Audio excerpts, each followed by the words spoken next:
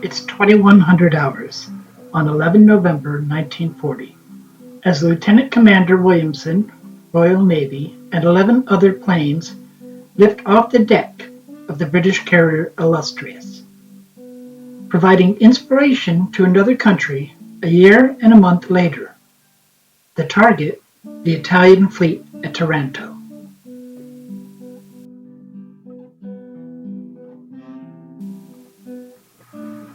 Hello, and welcome to Gaming with Fort Sumter.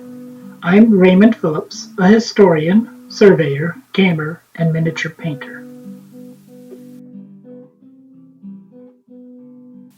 In this video, I will show you my convention setup for Taranto, and show you a little bit how I made the 1-600 ships out of foam core board, styrofoam, and cardboard.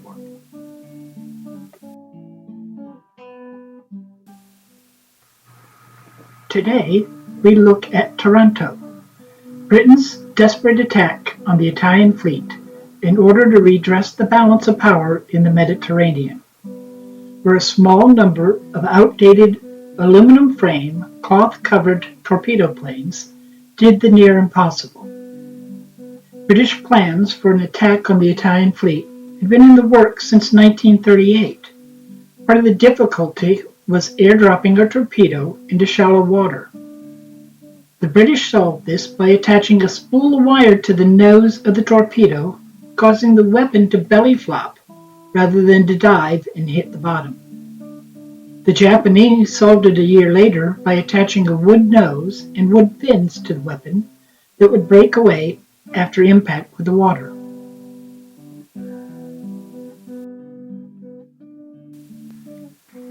In 1940, the French had 5 battleships in the Med, the English 4, and the Italians 6.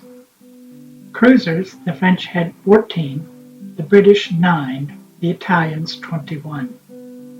For destroyers, the French had 40, the British 25, and the Italians 52. You can see why, based on these numbers, that the British relied on the French to counter the Italians, and the loss of France caused the British to look at desperate measures to equalize the situation in the Med.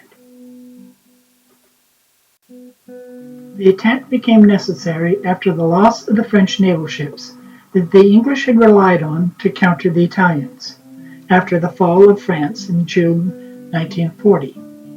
In July, not trusting the Vichy French government not to be forced to side with the Germans and the Italians who had joined the war in June of 1940, the British attacked the major elements of the Vichy French Navy in Mers el-Kebir.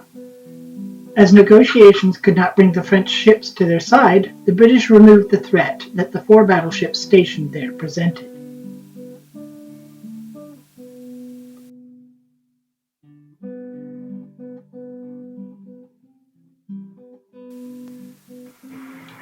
The first wave of the attack, which consisted of 6 swordfish armed with torpedoes, 2 with flares and 4 250-pound bombs, and 4 with 6 bombs, was split into 2 sections, where 3 of the bombers and 1 torpedo bomber strayed away from the main force while flying through thin clouds. The small group continued to Taranto independently. The main group approached the harbor at Mar Grande at 22:58. Flares were dropped east of the harbor, and then the flare dropper and another aircraft made a dive-bombing attack to set fire to the oil tanks. The next 3 aircraft attacked over San Pedro Island and struck the battleship Conte Cavour with a torpedo that blasted a 27-foot hole in her side below the waterline. The plane was immediately shot down by the Italian battleship's anti-aircraft guns. 2 remaining aircraft continued dodging barrage balloons and receiving heavy aircraft fire from the Italian warships and shore batteries to press home an unsuccessful attack on the battleship Andrea Doria. The next flight of 3 attacked from a more northerly direction, attacking the battleship Littorio, hitting it with 2 torpedoes and launching 1 torpedo at the flagship, the battleship Vittorio Veneto, which missed. The second wave of 8 aircraft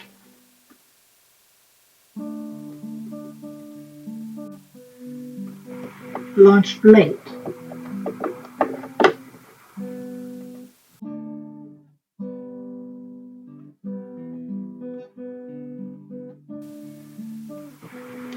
Again dropping flares. 2 aircraft aimed their torpedoes at Vittorio, one of which hit. One aircraft, despite being hit twice by an aircraft fire, aimed a torpedo at Vittorio Veneto, but the torpedo missed. Another aircraft hit the battleship Giulio with a torpedo, blowing a large hole in her hull and flooding both her forward magazines.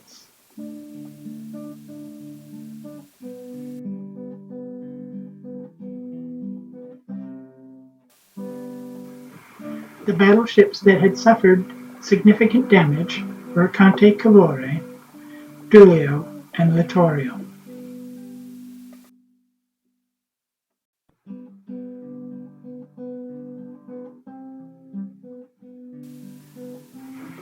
The end result of this being that the Italian fleet lost half of its capital ships in one night. The next day, the Italians transferred its undamaged ships from Taranto to Naples to protect them from civil attacks until the defenses at Taranto could be brought up to adequate levels to protect them from further attacks from the same kind.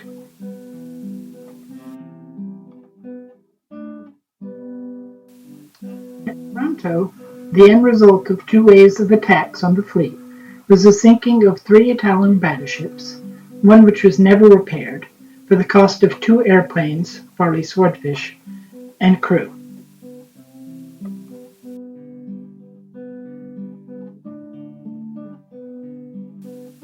This game I run as a pre-programmed battle, where the players each take 3 Swordfish and 1 Fairley Fumar, and attack the ships using General Quarters 3. I made a measuring stick for the anti-aircraft firing range, and I used the ship's anti-aircraft table and set numbers for them, as well as supplementing the defense with additional anti-air defenses.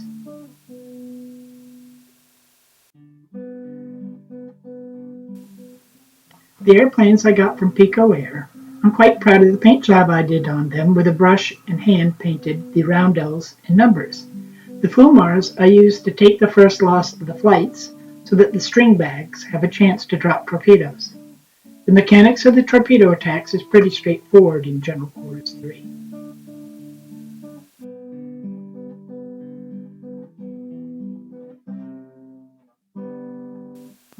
In making the ships, I look up a guide that has the layout of the ship, showing where the turrets are and the deck and whatnot. Then I convert that by taking the length of the ship and factoring it to 1 to 600. So 1 inch equals 600 inches, or 1 inch equals 50 feet. Next, I draw the basic first deck onto the foam core board with the 2 scales of the length and the beam of the ship. I generally take the opposite side of the ship and then flip it over so that I get an exact copy of both sides.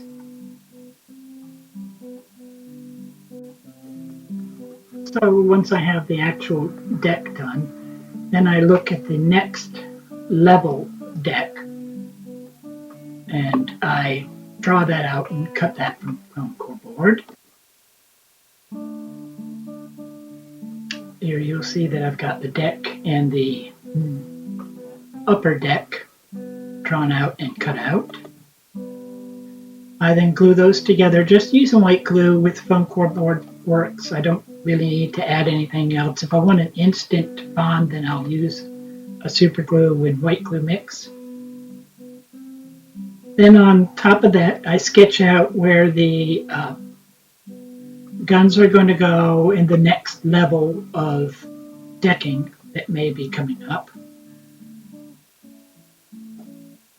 From there, I cut out again cut out the guns and the secondaries out of foam core board, just one layer. And I use a usually sanded down dowels that I have, these very small ones that I buy at Michael's.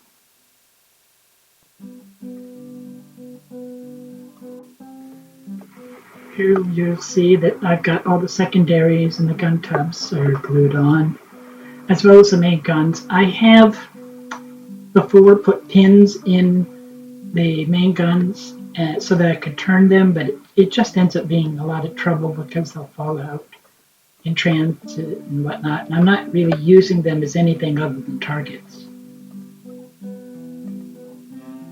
After I've got that, I put the superstructures together and the turrets, again, multiple layers of foam core board that I shaved down and were sanded down. Those get glued on.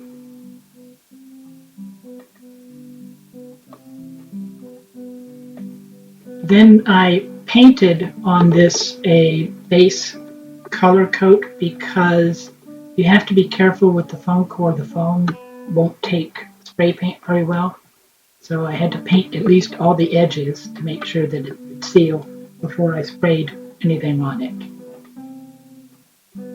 There, basically, I just built my paint up on it, added some windows to it, and that's the finished product.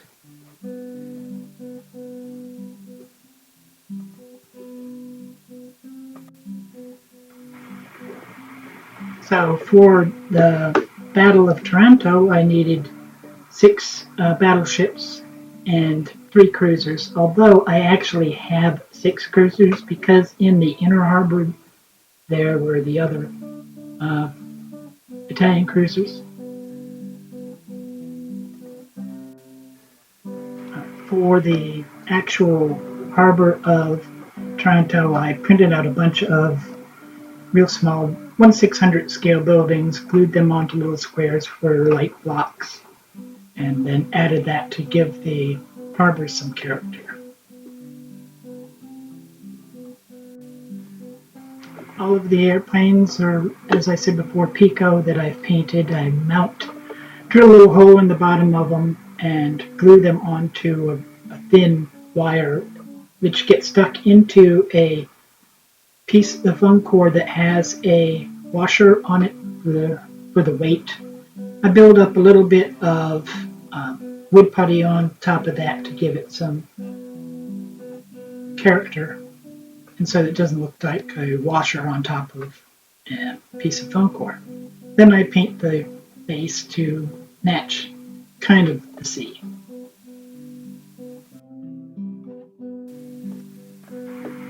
Thank you. I hope you enjoyed this little lesson about Taranto and that my game, and hopefully you'll attend one of HMGS South's conventions where I run this game at. And I look forward to making my next episode, which I think is going to be an unboxing of the new, a Battletech game. Another game that I enjoy a lot of and I've painted a lot of figures for, so in that episode we'll show off some figures I've painted and the unboxing and discovering of the rules for Battletech. Thank you. Remember to like, subscribe, and click the bell if you want to. These episodes really right now are only going to be once a month because of I have a real job and it's kind of hard to do these because, I'm not getting a lot of feedback. I understand it, but thank you for everybody who watches these, and I look forward to seeing you in the next one.